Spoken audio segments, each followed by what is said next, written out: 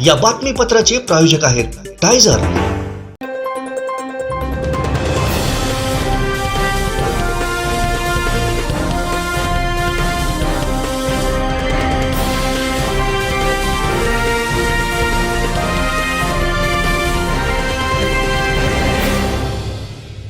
नमस्कार, कोकण 7 लाईव्ह मध्ये आपलं स्वागत आहे। पाहूया काही ठळक घडामोडी। हेडलाईनचे प्रायोजक आहेत टायझर।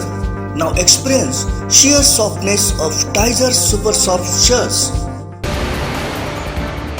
गॅस दरवाढीचा फटका, मोदी सरकारच्या विरोधात घोषणाबाजी। हत्तीमुक्त तिलारी खोऱ्यासाठी आजी माजी सरपंच आक्रमक। आणि अजूनही धुमसतोय आठवडा बाजाराचा विषय। हेडलाईनचे प्रायोजक आहेत Tizer. Now experience sheer softness of Tizer Super Soft Shirts। शेवटी ठळक घडामोडी पुन्हा एकदा। संकटांवर मात करण्यासाठी, जीवनात समृद्धी आणण्यासाठी आणि आपली स्वप्न पूर्ण करण्यासाठी आता आपल्याला साथ देतील शुभरत्ने। आर्थिक, प्रापंचिक, राजकीय आणि शारीरिक भरभराटीसाठी आजच आपल्या राशीचं शुभरत्न परिधान करा। 5 पिढ्यांपासून विश्वासाची परंपरा। शुभरत्न केंद्र, AH मोतीवाला, नेहरू चौक, महाराष्ट्र बँकेसमोर, निपाणी। मोबाईल 09448 14 24 21। वाढत्या महागाई विरोधात मालवणात उद्धव बाळासाहेब ठाकरे शिवसेनेनं आंदोलन केलं। यावेळी मोदी सरकारच्या विरोधात जोरदार घोषणाबाजी करण्यात आली। पाहूयात। नहीं चाहिए मोदी सरकार, बस हुई महंगाई की मार। नहीं चाहिए मोदी सरकार, बस हुई महंगाई की मार। नहीं चाहिए मोदी सरकार, फडणवीस शिंदे भाई है, महाराष्ट्र में महंगाई चाहिए। फडणवीस शिंदे भाई है, महाराष्ट्र में महंगाई चाहिए। फडणवीस शिंदे भाई है, महाराष्ट्र में महंगाई चाहिए। कब हो गए कम पेट्रोल के डीजल के दाम? कब सरकार लाएगी महंगाई पे लगा? कब हो गए कम पेट्रोल डीजल के दाम? कब लगाएगी सरकार महंगाई पे? कब हो गए कम पेट्रोल डीजल के दाम? कब लगाएगी सरकार महंगाई पे? मोदी सरकार, मोदी सरकार का एक गाना, महंगाई का एक गाना, महंगाई का एक गाना, महंगाई का गाए गाना। अरे आवाज कुणाचा? उद्धव बाळासाहेब ठाकरे यांचा।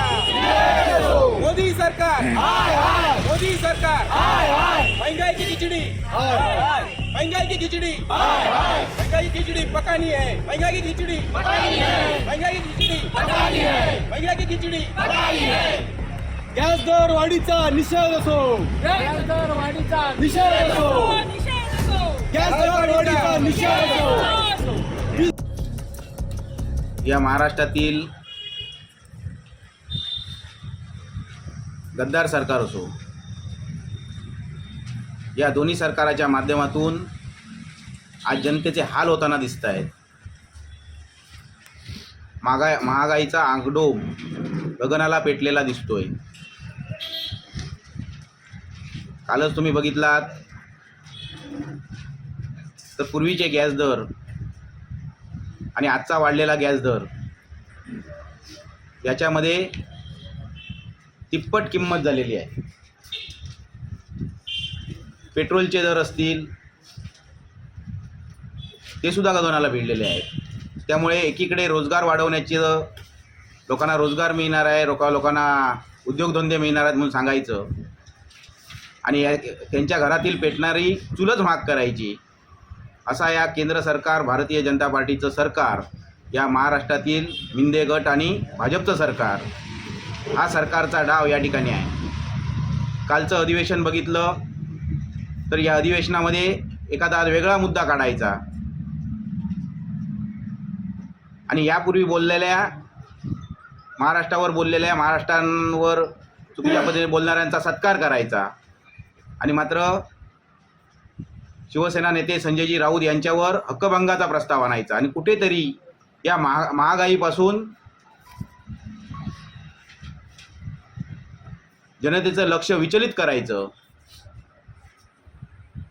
काल अनेक जण त्या ठिकाणी थैथयाट करताना दिसत होते संजय राऊतांबद्दल अधिवेशनामध्ये, परंतु महागाईबद्दल, लोकांच्या रोजच्या जीवनाबद्दल एकही प्रश्न मांडताना भारतीय जनता पार्टीचे किंवा मिंदे गटाचे आमदार त्या ठिकाणी दिसले नाहीत। या उलट एखादा इश्यू करायचा आणि त्याच्या माध्यमातून जनतेचा लक्ष विचलित करायचा हा या दोन्ही सरकारचा या ठिकाणी डाव आहे। परंतु कालच्या कसब्याच्या निकालातून जनतेने स्पष्ट दाखवून दिलेलं आहे की तुम्ही काही धिंगाणा घालायचो तो घाला, परंतु आम्हाला शांतपणे जो निर्णय घ्यायचा आहे तो जनता या ठिकाणी निश्चितपणे घेणार आहे। आणि तो निकाल कालच्या कसब्याच्या निवडणुकीमध्ये या ठिकाणी दिसून आला। त्यामुळे येणाऱ्या काळामध्ये गॅस दरवाढ असो, पेट्रोल दरवाढ असो, या सर्व महागाईच्या गोष्टीचा आम्ही या ठिकाणी निषेध करतो। उद्धव बाळासाहेब ठाकरे शिवसेनेच्या वतीने या गॅस दरवाढीचा, पेट्रोल महागाईचा या ठिकाणी आम्ही निषेध करतो। आज या महागाईमुळे सर्वसामान्यांचं जगणं मुश्किल झालेलं आहे। आज रोजंदारीवर जाणारा मनुष्य या ठिकाणी अनेक गॅस योजना आणल्या गेल्या, उज्ज्वलासारखी गॅस योजना आणली गेली, लोकांच्या घराघरामध्ये गॅस देण्यात आले, परंतु लोकांना माहिती नव्हतं की हा गॅस घेऊन येणाऱ्या काळांमध्ये आमचा ते वेगळ्या पद्धतीने आमच्या तोंडातील घास काढून घेणार आहेत, हे जनतेला माहिती नव्हतं। परंतु आज तुम्ही जनतेच्या तोंडातील घास हिरावताय। त्यामुळे ज्या सत्तेच्या माजमध्ये असणाऱ्या या भारतीय जनता पार्टीचं केंद्र सरकार, या ठिकाणचं मिंदे आणि भाजप सरकार, या सरकारचा फास आवळल्याशिवाय या महाराष्ट्रातील जनता स्वस्थ बसणार नाही। आणि हेच करण्यासाठी आज उद्धवजींचा एक शिवसैनिक म्हणून, बाळासाहेबांचा शिवसैनिक म्हणून प्रत्येक तालुक्यातील गावागावामध्ये, प्रसंगी जिल्ह्यामध्ये जाऊनसुद्धा या महागाईच्या विरोधात रान पेटवल्याशिवाय आम्ही उद्धव बाळासाहेब ठाकरे शिवसेना हे या ठिकाणी स्वस्थ बसणार नाही। एका बाजूला महागाईचा हा आगडो मुसळलेला असताना दुसऱ्या बाजूला मात्र सरकारच्या घातक शेतकऱ्यांच्या मुळावर उठलेल्या अशा निर्यात धोरणामुळे कांद्यासारख्या सर्वसामान्यांच्या दृष्टीने अत्यंत जिव्हाळ्याच्या जीवनावश्यक असलेल्या वस्तूचे भाव अशा पद्धतीने कोसळून घातले गेले आहेत की शेतकऱ्याला त्याचा उत्पादन खर्च मिळणं तर सोडून द्या, पण मुळात विकल्यानंतर खिशातले पैसे खर्चापोटी भरावे लागत आहेत। ही या महाराष्ट्रातली परिस्थिती निर्माण झालेली आहे। आणि त्याचवेळी या खोक्यांसाठी म्हणून वसूल केलेल्या रकमा ची परतफेड करण्यासाठी सर्वसामान्यांना मात्र कांदा हा 20 रुपयापासून 40 रुपयापर्यंत विकत घ्यावा लागत आहे। ही जी काही मधली तफावत आहे याच्यामुळे एका बाजूला शेतकरी रडतोय आणि दुसऱ्या बाजूला महागाईमुळे त्या विळीवरती बसलेल्या आमच्या माता भगिनींच्या डोळ्यातून पाणी येत आहे। या दोन्हीच्या बाबतीत हे सरकार आणि या सरकारचे प्रतिनिधी हे नालायक ठरले आहेत। आणि त्यामुळेच कसब्यामध्ये काल जो निकाल दिला गेला किंवा अगदी चिंचवडमध्ये सुद्धा लोकांनी ज्या भावना व्यक्त केल्या त्यांची कुठंतरी दखल या सरकारला घ्यावी लागेल। आज हे निषेधाचं आंदोलन हे प्रतिकात्मक आहे, एवढ्यावरती थांबणार नाही आहोत। समोर होळी आहे आणि त्यामुळे होळीचा सण होताच सगळ्यांना बरोबर घेऊन एक व्यापक आंदोलन आत्ता जसं हरिभाऊंनी सांगितलं तसं या सिंधुदुर्ग जिल्ह्यामध्ये पेटवल्याशिवाय उद्धवजींच्या नेतृत्वाखाली काम करणारे आम्ही शिवसैनिक स्वस्थ बसणार नाही।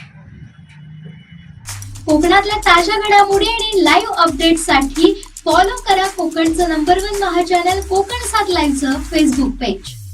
ऑट्रा business park, Oros Phata, Mumbai Goa highway touch, mall, retail wholesale market, commercial, residential अशा एकूण 9 विंगचा भव्य प्रकल्प, 260 दुकानगाळे आणि 56 सदनिकांचे भव्य व्यापारी संकुल, 120 स्क्वेअर फूट पासून 3000 स्क्वेअर फूट पर्यंत गाळे भाड्यानं आणि विकत मिळतील. मर्यादित काळासाठी ऑफर. 10,50,000 पासून व्यापारी गाळे, सदनिका उपलब्ध. नियम आणि अटी लागू. संपर्क 8530 33 34 11. कर्नाटकचा हापूस येऊन तो वेंगुर्लामध्ये विकला जाऊ नये यासाठी आंबा बागायतदार शेतकऱ्यांनी संघटित होणं गरजेचं आहे. या तालुक्यातील आंबा वेंगुर्ला हापूस म्हणून पुणे मुंबईत विकला जाऊ शकतो. शेतकऱ्यांनी पिकवलेला आंबा तालुका खरेदी विक्री संघाच्या ब्रँडखाली आपण मार्केटमध्ये घेऊन जाऊ शकतो. यंत्रणा उभी करण्याची जबाबदारी आमच्यावर सोडा. तुमचा माल विकत घेतला जाईल आणि तालुका संघ पुढे विक्री करेल अशी यंत्रणा उभी करण्याचा आमचा मानस असल्याचं प्रतिपादन जिल्हा बँकेचे अध्यक्ष मनीष दळवी यांनी वेंगुर्ला येथे केलं आहे. माझ्या तालुक्यातल्या सगळ्याच माझ्या शेतकरी बांधवांना एक विनंती राहील की आम्ही प्रत्येक जण म्हणतो की देवगड हापूस बरोबर आमची तुलना का केली जाते. देवगड हापूस आणि आमच्यामध्ये काय फरक आहे. तिथल्या शेतकऱ्यामध्ये आणि आपल्यामध्ये आपला विचार करण्याच्या मानसिकतेमध्ये निश्चितपणे फरक आहे. हे मी जबाबदारीपूर्वक या ठिकाणी आपल्या समोर नमूद करू इच्छितो. तिथला आंबा बागायतदार हा पुढच्या 5 वर्षानंतर काय बदल होणार आहे, मग ते बाजारपेठेमध्ये काय बदल होतील, आंब्याच्या उत्पादनामध्ये काय बदल होतील, आपल्याला त्या ठिकाणी औषधं वापरण्यासाठी कुठल्या प्रकारची औषधं भविष्य काळामध्ये वापरावी लागतील आणि ती वापरायची असतील, ती कमी स्वस्तात आपल्याला मिळवायची असतील तर आपल्याला कसं एकत्रितपणे त्याची खरेदी करावी लागेल याची पूर्वतयारी ते 5 वर्षाच्या पुढचं नियोजन आज करतात. आणि म्हणून ते लोक आपला देवगड हापूस म्हणून एक ब्रँड निर्माण करू शकतात. ही वस्तुस्थिती आहे. आपल्याकडे एवढ्या संख्येने मला वाटतं वेंगुर्ला तालुक्यातले फक्त आंबा बागायतदार म्हणून पहिल्यांदाच एकत्र आलेले आहेत. परंतु ही काळाची गरज आहे. आपण एकत्र आलं पाहिजे. या सगळ्या समस्यांबद्दल चर्चा केली पाहिजे. आपले चांगले वाईट अनुभव निश्चितपणे या सगळ्या सभागृहामध्ये आपण एकत्रपणे मांडले पाहिजे. जे चांगलं असेल दुसऱ्याचं ते सुद्धा आपण घेतलं पाहिजे. जे वाईट काय आहे, ज्या चुका काय आहेत त्या दुरुस्त करून पुढे जाण्यासाठी नेमकं काय करावं लागेल त्याच्या संदर्भात सुद्धा विचार मंथन करण्याची या पुढच्या काळामध्ये आपल्या दृष्टीने फार गरज आहे. पर्यटन दृष्ट्या जर विचार केला तर आपल्या तालुक्याला या पुढच्या काळामध्ये अनन्यसाधारण अशा प्रकारचं महत्त्व प्राप्त होणार आहे. कारण एका बाजूने मोपा विमानतळ झालंय, दुसऱ्या बाजूने चिपी विमानतळ झालंय आणि याच्या मधल्या कॉरिडॉरमध्ये आपला आंबा उत्पादित करणारा भाग म्हणजे फक्त वेंगुर्ला तालुका आहे. आणि त्यामुळे या पुढच्या काळामध्ये एका उच्च दर्जाचे पर्यटक या सगळ्या भागामध्ये येणार आहेत. आणि पर्यटक येण्याचा, आपल्या भागात येण्याचा कालावधी आणि आपल्या भागात आंबा पिकण्याचा कालावधी हा सारखा असतो. कारण ज्यावेळी सुट्ट्या सुरू होतात आणि तो पर्यटक आपल्या जिल्ह्यात येतो त्यावेळी देवगडचा हापूस संपलेला असतो आणि त्यावेळी आपल्याकडचा हापूस चालू असतो. परंतु त्याचं मार्केटिंग करण्यामध्ये आपण कमी पडतो. त्यामुळे वेंगुर्ल्याच्या बाजारपेठेमध्ये येऊन सुद्धा काही वेळा पर्यटक देवगडच्या हापूसची चौकशी करतो. ही वस्तू वेंगुर्ला तालुक्यामध्ये मोठ्या प्रमाणामध्ये आंब्याचं उत्पादन केलं जातं. आंबा बागायतदार शेतकऱ्यांची आणि आंबा उत्पादक शेतकऱ्यांची संख्या सुद्धा फार मोठी आहे. परंतु या सगळ्या शेतकऱ्यांना एकत्र आणणं आणि त्यांना तालुका खरेदी विक्री संघाच्या माध्यमातून, जिल्हा बँकेच्या माध्यमातून पाठबळ देणं आणि त्यांचा उत्पादित माल आंबा वेंगुर्ला तालुका आंबा म्हणून किंवा वेंगुर्ला आंबा म्हणून मार्केटमध्ये घेऊन जाणं आणि त्याची एक वेगळी ओळख तयार करणं याच्यासाठीचा एक प्रामाणिक प्रयत्न आम्ही या माध्यमातून करतो आहोत. आज या ठिकाणी आजच्या मेळाव्याला खूप मोठ्या प्रमाणावर शेतकरी या ठिकाणी उपस्थित झाले. या उपस्थितीवरून असं लक्षात येतं की हा प्रश्न ज्वलंत प्रश्न आहे आणि त्यामुळे शेतकऱ्यांचे खतांच्या संदर्भातले प्रश्न असतील, औषधांच्या संदर्भातले प्रश्न असतील, त्यांच्या उत्पादित मालाच्या संदर्भातले प्रश्न असतील, मालावरची प्रक्रिया असेल किंवा कॅनिंगचा प्रश्न असेल किंवा त्याचं पॅकिंग आणि त्याची विक्री व्यवस्था असेल, या सगळ्या प्रश्नांच्या संदर्भात आज सखोल चर्चा झाली. याच्या माध्यमातून आज तालुका आंबा बागायतदार संघाची प्रतिनिधींची नेमणूक आज या निमित्ताने झाली. या पुढच्या काळामध्ये GI नामांकन असेल किंवा त्याचं प्रक्रिया असेल, या सगळ्यासाठी आम्ही एकत्रितपणे काम करणार आहोत. जिल्हा बँक म्हणून आम्ही यापुढच्या काळामध्ये त्यांना अधिकची मदत करण्याची भूमिका घेतो आहोत आणि तालुका खरेदी विक्री संघाच्या माध्यमातून या ठिकाणचा उत्पादित माल हा पुन्हा मुंबई किंवा अन्य बाजारपेठांमध्ये विक्रीची व्यवस्था करण्यासाठीचा संकल्प आणि निर्णय आज घेतलेला आहे आणि त्यामुळे आज यापुढच्या काळामध्ये या तालुक्यातला आंबा हा एका बॅनरखाली एका नावाखाली विकण्याच्या दृष्टिकोनातून आम्ही सगळेजण प्रयत्न करतो.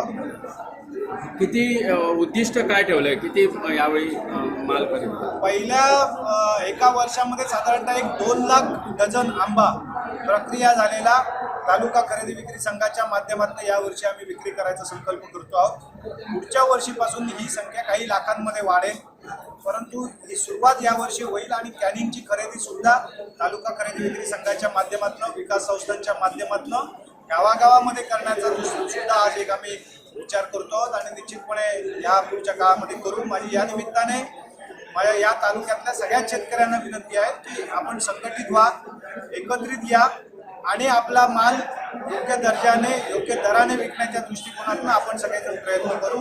त्यानिमित्ताने तुमच्या उत्पादनात वाढ होईल, तुमच्या व्यवस्थापन खर्च कमी करण्यासाठी मदत होईल आणि त्याचा लाभ सगळ्यांनी घ्यावा ही विनंती. कोकणातल्या ताज्या घडामोडी आणि लाईव्ह अपडेट्ससाठी फॉलो करा कोकणचं नंबर 1 महा चॅनल कोकण 7 लाईव्हचं फेसबुक पेज. फुटता उधळलाली भूपाळी रामपारी दिशा नाही उजळल्या आल गोकुळ आपुल्या दारी निर्भेळ आणि सकस चवीच गोकुळ लई भारी. गोकुळ दूध संघाची दर्जेदार दुग्ध उत्पादने गोकुळ दूध, दही, तूप, दूध powder, cooking butter, table butter, paneer, इलायची श्रीखंड, आंबा श्रीखंड, फ्रूट श्रीखंड, ताक आणि लस्सी. गोकुळ दूध आणि दर्जेदार दुग्ध उत्पादने. चव आहे कोल्हापुरी. गोकुळ लई भारी. कोल्हापूर येथील कुंभी कासारी साखर कारखाना चेअरमनपदी चंद्रदीप नरके, व्हाईस चेअरमनपदी विश्वास पाटील यांची निवड झाली आहे. निवडीनंतर सिंधुदुर्ग जिल्हा परिषदेचे माजी बांधकाम सभापती जयेंद्र रावराणे यांनी नवनिर्वाचितांचं पुष्पगुच्छ देऊन शुभेच्छा दिल्या आहेत. कोल्हापूर येथील कुंभी कासारी साखर कारखान्याची निवडणूक झालेली होती. या निवडणुकीत माजी आमदार चंद्रदीप नरके यांनी एक हाती सत्ता मिळवली. सलग 18 वर्षे या साखर कारखान्यावर नरके यांचं वर्चस्व आहे. याही निवडणुकीत 23 पैकी 23 संचालक नरके यांच्या गटाचे निवडून आले. आज चेअरमन व व्हाईस चेअरमन पदाची निवडणूक झाली. दोन्ही पदासाठी निवडणूक बिनविरोध झाली. निवडीनंतर जयेंद्र रावराणे यांनी श्री नरके व श्री पाटील यांना पुष्पगुच्छ देऊन पुढील वाटचालीसाठी शुभेच्छा दिल्या. यावेळी कोल्हापूर जिल्हा परिषद माजी अध्यक्ष पुंडलिक पाटील, किरवे दुग्ध संस्था संचालक दादू पाटील उपस्थित होते. कुंभी कासारी सहकारी साखर कारखान्याच्या चेअरमनपदी माझी पुन्हा एकदा निवड झाल्याबद्दल आणि व्हाईस चेअरमनपदी विश्वास पाटील यांची निवड झाल्याबद्दल सर्व ऊस उत्पादक सभासद, कर्मचारी, तोडणी वाहतूकदार, कंत्राटदार, वाहतूकदार, कारखान्याची सर्व अनुषंगिक घटक व सर्वांचेच मी मनपूर्वक आभार मानतो आणि त्यांनी दिलेल्या विश्वासाला पात्र म्हणून मी काम या ठिकाणी करेन. त्याचबरोबर मला मदत करण्यासाठी इतर जिल्ह्यातून सुद्धा आमचे सहकारी मित्र जयदत्त रावराणे याही याकडे माहिती जपत या ठिकाणी प्रचाराला ते त्यांचंसुद्धा मी या ठिकाणी मनपूर्वक आभार मानतो आणि असंच प्रेमाने आशीर्वाद इथून पुढे राहावे अशी परमेश्वरची प्रार्थना करतो. जय हिंद, जय महाराष्ट्र. साहेब, आज चेअरमनपदी आपली पुन्हा निवड झालेली आहे. तुमच्या जे आपले शेतकरी आहेत त्यांच्यासाठी काय सांगू शकता? काय शेतकऱ्यांनी माझ्यावरती सलग 4थ्यांदा निवडणुकीमध्ये विश्वास टाकला. त्यांना विश्वासास पात्र होऊन जास्तीत जास्त अधिकाधिक दर ऊस उत्पादक शेतकऱ्याला कसा देता येईल, कारखान्याची अधिकाधिक प्रगती कशी करता येईल. आज महाराष्ट्रामध्ये आणि देशामध्ये पहिल्या 3 नंबरामध्ये आपला कारखाना आहे ऊस दर देण्याबाबतीत. तो अधिकाधिक ह्याच्याहीपेक्षा अधिक पुढे जाण्यासाठी आमचे सर्वांचेच प्रयत्न राहतील. कोकणातल्या ताज्या घडामोडी आणि लाईव्ह अपडेट्ससाठी फॉलो करा कोकणचं नंबर 1 महा चॅनल कोकण 7 लाईव्हचं Facebook page.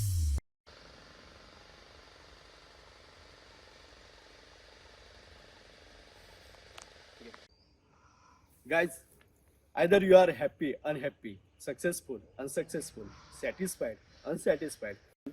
There is a reason whatever you are being today. If you want to find a reason of your unhappy life, you should align with nature.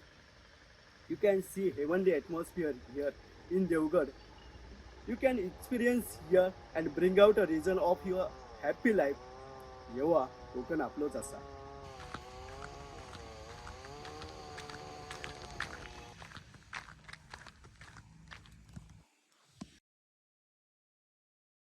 गेली 2 वर्ष महागाईचा मोठा भडका तर उडलाच आहे, पण आता व्यावसायिक गॅस दर 350 रुपयांनी वाढला तर घरगुती गॅस 50 रुपयांनी वाढल्यानं हॉटेल व्यावसायिक व सामान्य माणूस आता चिंतेत पडलेत.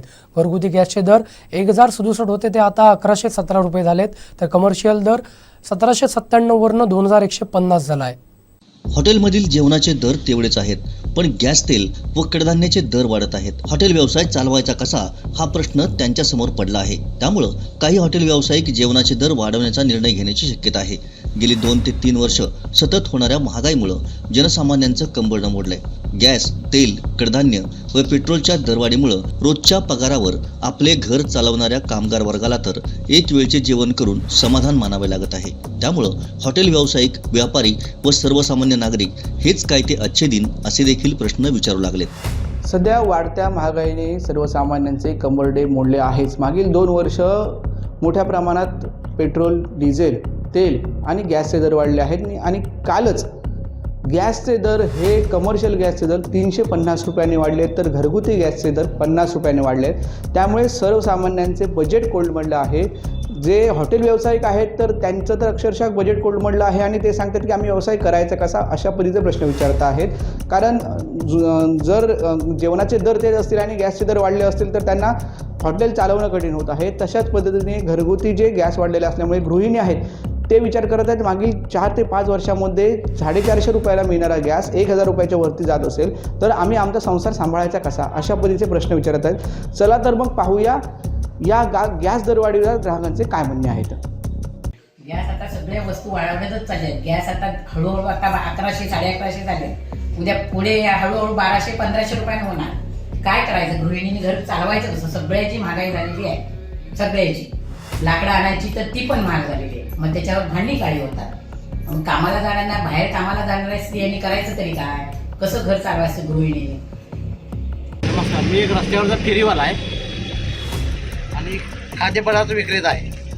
आणि खाद्यपदार्थ तयार करण्यात जो मुख्य घटक आहे तो म्हणजे सिलेंडर. आणि त्याचेच दर जर इतके वाढायला लागले तर आमच्यासारख्यानं कसा व्यवसाय करायचा? आणि मी माझ्या लहानपणीपासून एक शब्द ऐकत आलो, रस्ते का माल सस्ते में. मग आम्ही रस्ता का माल सस्ते में कसा देणार? त्याच्या पलीकडे आणि काय सांगायचं? मी ज्यावेळेला कमर्शियल गॅस कनेक्शन चालू केलं 3 वर्ष झाली, त्यावेळेला 700 रुपये काहीतरी टाकी होती किंवा 900 रुपये.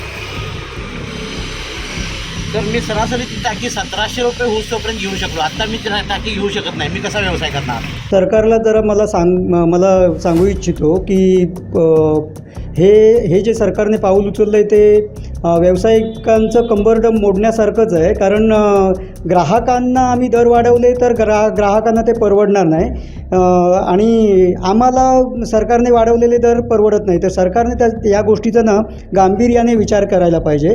कारण बिझनेस चालले तर मग सरकारला रेव्हेन्यू मिळू शकतो.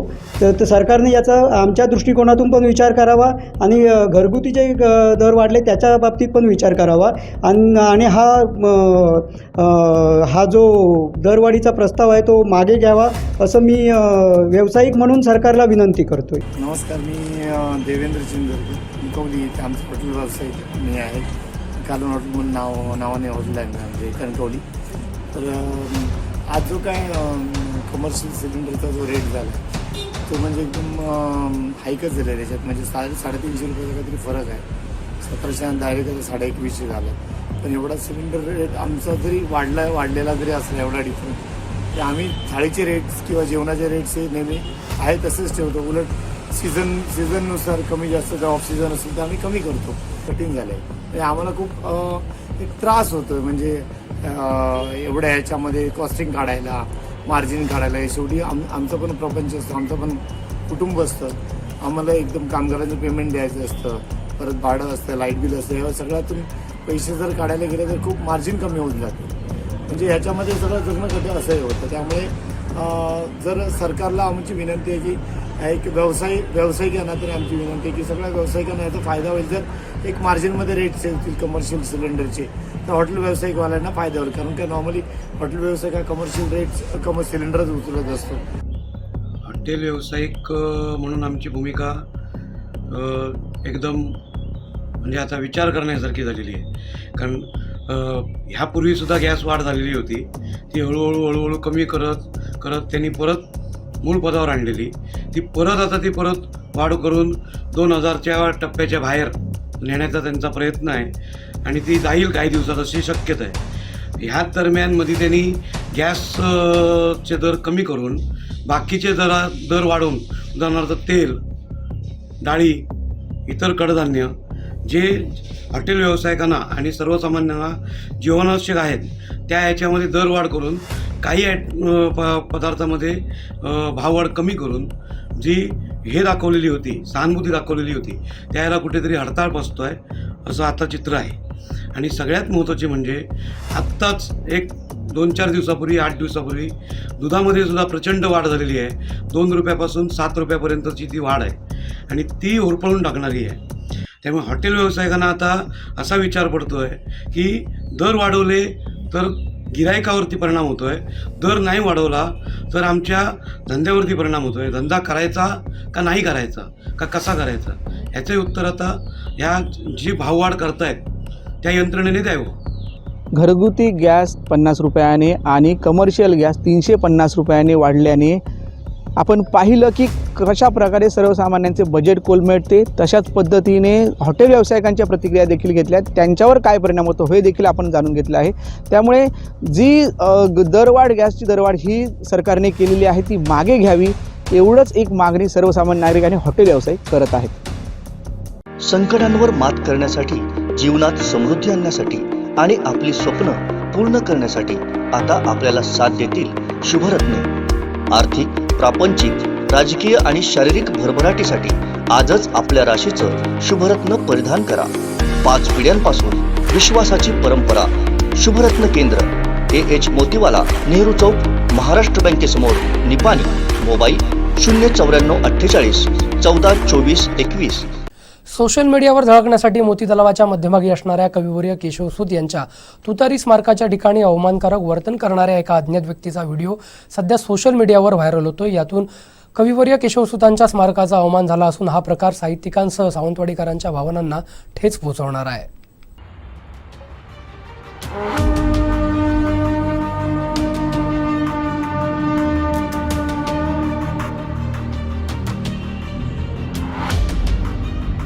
या घटनेचा कोकण मराठी साहित्य परिषद सावंतवाडीच्या वतीनं तीव्र निषेध करत संबंधित व्यक्तीचा शोध घेऊन त्याच्यावर कारवाई करावी व भविष्यात अशा घटना पुन्हा घडू नयेत याची दक्षता घ्यावी अशी मागणी कोमसाप शाखा सावंतवाडीच्या वतीनं पोलीस निरीक्षक फुलचंद मेंगडे, मुख्याधिकारी जयंत जावडेकर यांच्याकडे निवेदनाद्वारे करण्यात आली आहे. गेले 2 दिवस एका अज्ञात व्यक्तीचा स्मारकाच्या ठिकाणी असणारी तुतारी फुंकतानाचा व्हिडिओ सोशल मीडियावर व्हायरल होत आहे.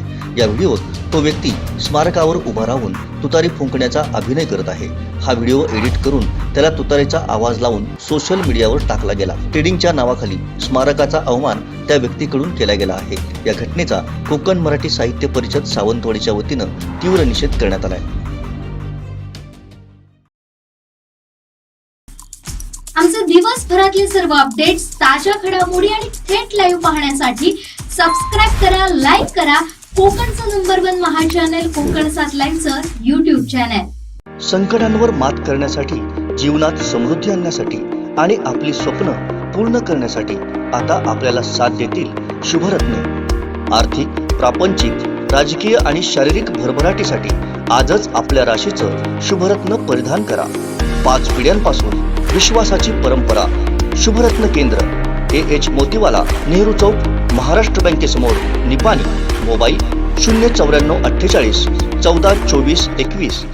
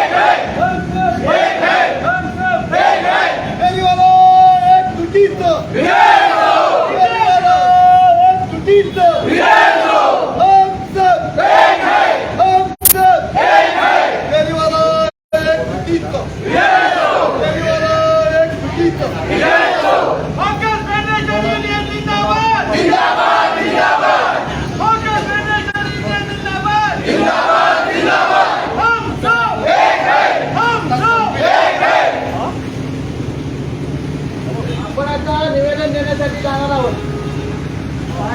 मागाशी जे लोक स्टेजवर होते त्या 5 लोकांनी पुढे या. अरे इथे उभे असताना काही आवाज आपण आता इथे पत्रकार मंडळी आलेली आहे. पत्रकार मंडळींना आपला विषय समजला पाहिजे. आपलं निवेदन कशासाठी आहे आणि आपला मोर्चा कशासाठी आहे याचे थोडक्यात आपण माहिती सांगू येते ना. आणि रस्ता पॅक करू नका. दुसरी गोष्ट, आम्ही निवेदन द्यायला गेल्यानंतर कोणी बाहेरचा व्यक्ती आत येणार नाही याची काळजी आपण घ्यायची आहे. कोणीही आम्ही आल्याशिवाय जागा सोडायची नाही. लक्षात आलं का? शेवटपर्यंत ऐकायला आलं? ते पाठीमागे नाही म्हणतात, ऐकून घ्या. आम्ही निवेदन द्यायला जाणार आहोत आतमध्ये. कोणीही जागा सोडायची नाही. बाहेरच्या कोणाला आपल्याला घ्यायचं ऐकायला आलं का रे? आणि आम्ही येईपर्यंत ही जागा सोडायची. आजचा हा मोर्चा प्रामुख्याने 2 गोष्टीसाठी आहे की अलीकडे या पेपरमध्ये बातम्या प्रसिद्ध होत आहेत की आठवडा बाजाराची जी जागा आहे ती बदलली जाण्याची शक्यता आहे. आठवडा बाजाराची जागा आजपर्यंत प्रशासनाने या फेरीवाल्यांना विश्वासात न घेता बदललेली आहे.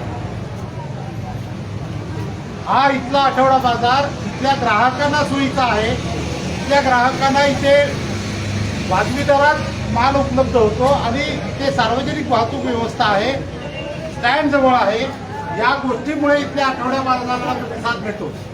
जर आठवड्या बाजाराची जागा बदलून जिथे गैरसोयीची जागा आहे, जिथे वाहतुकीची साधनं नाहीत, जिथे ग्राहक राहत नाहीत, अशा ठिकाणी नेली तर आठवड्या बाजाराला कोणीही येणार नाहीत आणि त्याच्यामुळे इथल्या व्यापाऱ्यांचा व्यवसाय होणार नाही आणि त्यांचा उपासमारीची पाळी येण्याची शक्यता आहे.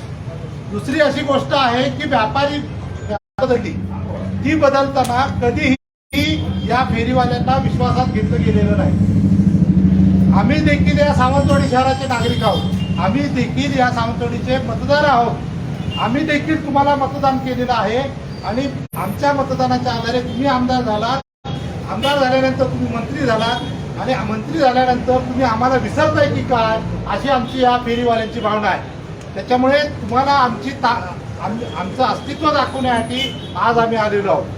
दुसरी एक बातमी अशी आम्हाला पेपरमधून कळते की व्यापारी महासंघाने एक घोषणा केली की इथल्या जो सिंधुदुर्ग जिल्ह्यातला आठवडा बाजार जो आहे तो फक्त एकाच दिवशी घ्यायचा. म्हणजे सावंतवाडीत सोमवारी धरला तर सावंतवाडीत सोमवारी, देवगडला सोमवारी, मालवणमध्ये सोमवारी, सगळ्या दिवशी एकच दिवस डिक्लेअर करायचा.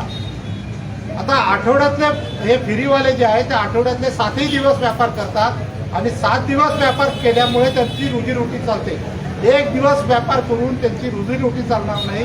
त्याच्यामुळे कोणतरी व्यापारी महासंघाची लोक काहीतरी सांगतात, म्हणून प्रशासनाने असले निर्णय घेऊ नये हे सांगण्यासाठी आम्ही इथे एकत्र आलेलो आहोत.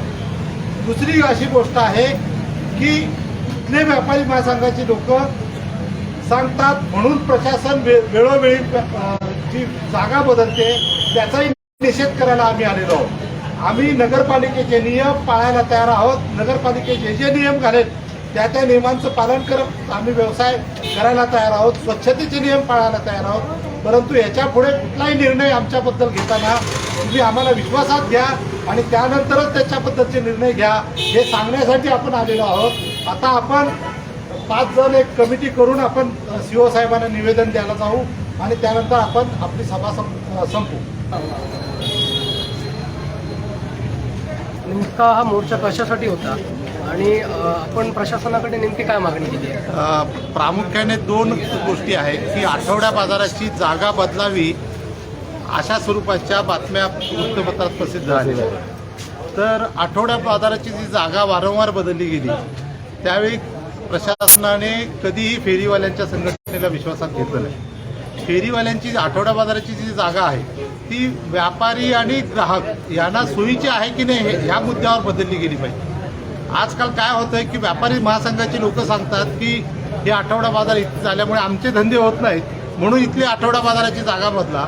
हे काही कारण असू शकत नाही. आता त्या व्यापाऱ्यांचे धंदे होत नाहीत म्हणून आम्ही इथली आठवडा बाजाराची जागा बदलायची म्हणजे यांच्यावर अन्याय करायचा नाही त्यांना मदत करायची हे जे काही प्रशासनाचं धोरण आहे हे पूर्णतः चुकीचं आहे. दुसरी जी एक मागणी आमची आहे ती की मध्यंतरी एक बातमी अशी आली की व्यापारी महासंघाच्या लोकांनी जाहीर केलं की आठवड्याचा बाजार हा जिल्ह्यात सर्वत्र एकाच दिवशी होईल. म्हणजे सावंतवाडीत सोमवारी झाला तर मालवणमध्येही सोमवारी होईल, बांद्यात सोमवारी होईल, देवगडला सोमवारी होईल, कणकवलीत, कुडाळ सगळीकडे. आता हे व्यापारी जे आहेत ते आठवड्याचे 7ही दिवस धंदा करतात आणि त्या धंद्यातून मिळणाऱ्या उत्पन्नावर त्यांची उपजीविका चालते. जर एक दिवस व्यापार केला तर त्यांची उपजीविका चालणार नाही. आता आपण असं गृहीत धरलं व्यापारी महासंघाच्या लोकांना आम्ही कोण म्हणतो का की तुम्ही आठवड्यातून एकच दिवस धंदा करा, ते 7ही दिवस धंदा करणार आणि आम्हीच फक्त एक दिवस धंदा करायचा म्हणजे ही चुकीचं धोरण. आणि आम्हाला हा व्यवसाय करण्याचा आमच्या मर्जीचा व्यवसाय करण्याचा अधिकार भारताच्या संविधानाने दिलेला आहे. बाबासाहेब आंबेडकरांनी दिलेल्या अधिकाराचा वापर करून आम्ही हा व्यवसाय करतो.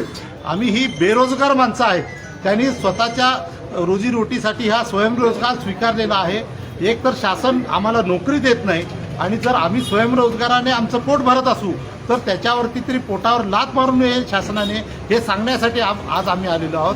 तर आमच्या प्रमुख मागण्या अशा आहेत की आठवड्या बाजाराची जागा बदलू नये. आठवड्या बाजाराची जागा कुठलीही निश्चित करताना इथल्या व्यापाऱ्यांना इथल्या ग्राहकांना विश्वासात घ्या. इथले ग्राहक इथे या आठवडा बाजाराला येतात म्हणून हा आठवडा बाजार चालतो. इथल्या ग्राहकांना आमच्याकडून स्वस्त दरात ताजी भाजी मिळते म्हणून ग्राहक येतात. ही गोष्ट विचारात घ्या. ते ग्राहकही तुमचे मतदार आहेत, आम्ही फेरीवाले सुद्धा तुमचे मतदार आहोत. तर ग्राहकांच्यावर आणि फेरीवाल्यांच्यावर अन्याय होणार नाही अशा स्वरूपाचं धोरण प्रशासनाने राबवावं या मागणीसाठी आम्ही इथे आलो. नक्कीच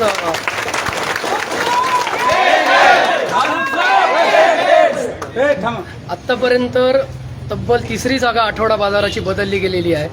व्यापाऱ्यांमध्ये भांडणं लावून राजकीय पुढारी यांची ढाल करतायत का आणि हा वाद लावून स्थानिक व्यापारी विरुद्ध फिरते व्यापारी असा वाद लावून देत आहेत का? नाही, हा प्रकार चालूच आहे. आमचे फेरीवाले संघटित नाही याचा गैरफायदा घेऊन हा सगळा प्रकार चाललेला आहे. गेल्या 5 ते 7 वर्षात या व्यापारी महासंघाच्या लोकांच्या ज्या मागण्या बघितल्या तर त्या ह्या अशाच स्वरूपाच्या आहेत. मुळात माझं असं म्हणणं आहे की इथले व्यापारी महासंघाच्या लोकांचे व्यवसाय होत नाहीत ही जी तक्रार आहे त्यासाठी आम्ही फेरीवाले जबाबदार नाही आहोत. म्हणजे काही अगदी छोटी छोटी उदाहरणं देतो. पश्चिम महाराष्ट्रात या आठवडा बाजाराला धान्यापासून कपड्यापासून स्टेशनरीपासून ते सगळ्या स्वरूपाचे विक्रेते असतात. परंतु इथल्या सिंधुदुर्ग जिल्ह्यातल्या व्यापारी महासंघाच्या लोकांचं म्हणणं आहे की इथे कपड्याचं विक्री होतं का म्हणे, इथे फक्त भाजीपाला विकला गेला पाहिजे, इथं धान्य विकलं गेलं नाही पाहिजे. हे कोण ठरवणार आहे आम्ही काय विकावं? तर ही एक झाली. दुसरी गोष्ट 5-6 वर्ष आम्ही बघतो आहोत की ते आम्हाला फेरीवाल्यांना ते शत्रू समजतात. आम्ही त्यांचे शत्रू नाही. ऑनलाईन विक्री जी होते त्याच्यामुळे या लोकांचे धंदे बसलेले आहेत. किंवा यांच्या धंद्याला प्रतिसाद मिळत नाही आहे. आम्ही आमच्याकडे येणारा ग्राहक हा वेगळा आहे. अगदीच छोटं उदाहरण द्यायचं म्हटलं तर इथे विकणारे कपडे विक्रेते आहेत किंवा आमच्याकडे जे मिळणारे कपडे आहेत ते अगदी कमी दराचे कपडे आहेत, कमी किमतीचे कपडे आहेत आणि या व्यापाऱ्यांच्याकडे आहेत ते कपडे जे महागडे आहेत, ब्रँडेड कपडे आहेत. ब्रँडेडचा गिराईक जे आहे ते आमच्याकडे येत नाही आणि आमच्याकडचं गिराईक या ब्रँडेडवाल्यांच्याकडे जात नाही. त्याच्यात दोघांचेही ग्राहक वेगवेगळे आहेत. तुम्ही आम्हाला जे शत्रू समजून आमच्यावर अटॅक करता तो चुकीचा आहे. तुम्ही गैरसमज मनातून काढून टाका. आम्ही तुमचे शत्रू नाही. आम्ही छोट्या प्रमाणात सेवा पुरवून इथल्या गरीब लोकांना मदत करतो आहोत. गरीब ग्राहकांना आम्ही रास्त दरात माल पुरवतो आहोत आणि त्यासाठी आमचा हा लढा सुरू आहे. त्याच्यामुळे हा बुद्धिभेद कुणीही करू नये. व्यापारी हे सगळे एक आहेत, फेरीवाले असू देत किंवा स्थिर व्यापारी असू देत. त्याच्यामुळे असा स्वरूपाचं भांडण लावून कोणीतरी त्याची राजकीय पोळी भाजून घेण्याचा प्रयत्न करू नये, एवढंच मी या ठिकाणी सांगू शकतो. आज मुख्याधिकाऱ्यांना भेटायला तुम्ही आला होता, प्रशासकीय राजवट चालू आहे, मात्र त्यांची भेट झालेली नाही, तर पुढचं तुमचं धोरण काय असेल? तुम्हाला अपेक्षित उत्तर आज मिळालीत का? कारण हे सगळे व्यापारी पहिल्यांदा कुठे एकवटताना दिसलेत. या ठिकाणी सीईओचं फोनवरनं बोलणं झालेलं आहे. सीईओनी आज आपण सुट्टीवर आहोत असं आम्हाला पूर्वकल्पना दिली. त्याने आम्हाला विनंती केली होती कालच की तुम्ही मोर्चाचा दिवस बदला, पण सर्व संघटित लोक आहेत, असंघटित लोक आहेत आणि त्यांना परत एकत्र येणं शक्य नसल्यामुळे आम्हाला सोमवारी 11:30 वाजता त्यांनी वेळ दिली आहे. सविस्तर चर्चा या ठिकाणी सोमवारी होणार आहे.